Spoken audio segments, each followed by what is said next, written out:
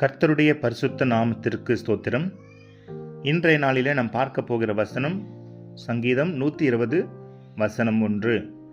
என் நெருக்கத்திலே கர்த்தரை நோக்கி கூப்பிட்டேன், அவர் எனக்கு செவி கொடுத்தார். என்னுடைய நெருக்கத்திலே கர்த்தரை நோக்கி கூப்பிட்டேன், அவர் எனக்கு செவி கொடுத்தார் என்று தாவீது சொல்லுகிறார். பல நேரங்களிலே நாம் என்ன பண்ணுகிறோம்?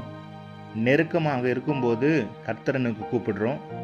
மிகவும் நெருக்கமாக இருக்கும்போது கர்த்தரை நம்ம யோசிக்கிறது கூட நம்ம நேரமில்லாமல் போகிறது. நம்முடைய நெருக்கத்தை யாராவது சரி செய்வார்களா, அதை விசாலப்படுத்துவார்களா என்று மனிதர்கள் நம்பி ஓடுகிறோம்.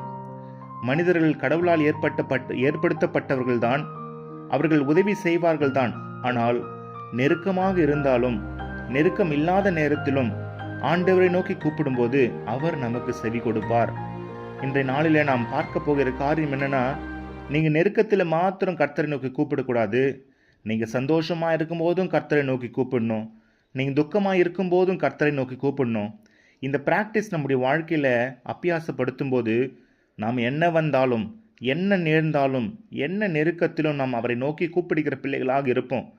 ஆனால் இந்த ப்ராக்டிஸ் நம்ம பயன்படுத்தலை அப்படின்னா எந்த காரியமாக இருந்தாலும் நம் மனிதர்களை நோக்கி தான் ஓட வேண்டியதாக இருக்கும்.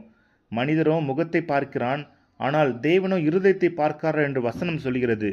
ஆகவே நம்முடைய இருதயத்தை பார்க்கிற தேவனை நோக்கி நீங்கள் கூப்பிடும்போது அவர் உங்களுக்கு செவி கொடுக்கிறவராக இருக்கிறார். மனிதன் செவி கொடுக்கிறது போல காணப்படும், ஆனால் அந்த செவி கொடுத்து பின்னாடியே போய் பார்த்தீங்கன்னா நம்மளை பற்றி தவறாக பேசுகிற காரியங்களும் ஏற்படும்.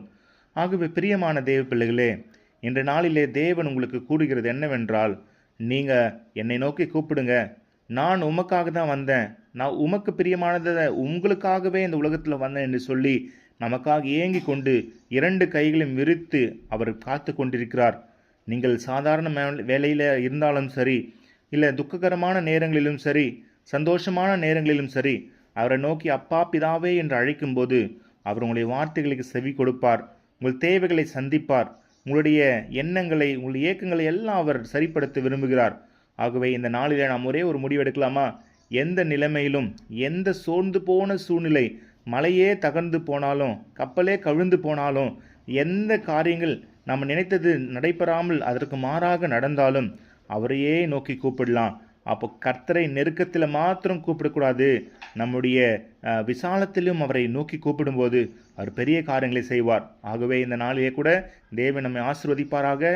என் நெருக்கத்திலே கர்த்தரை நோக்கி கூப்பிட்டேன், அவர் எனக்கு செவி கொடுத்தார். Praise the Lord.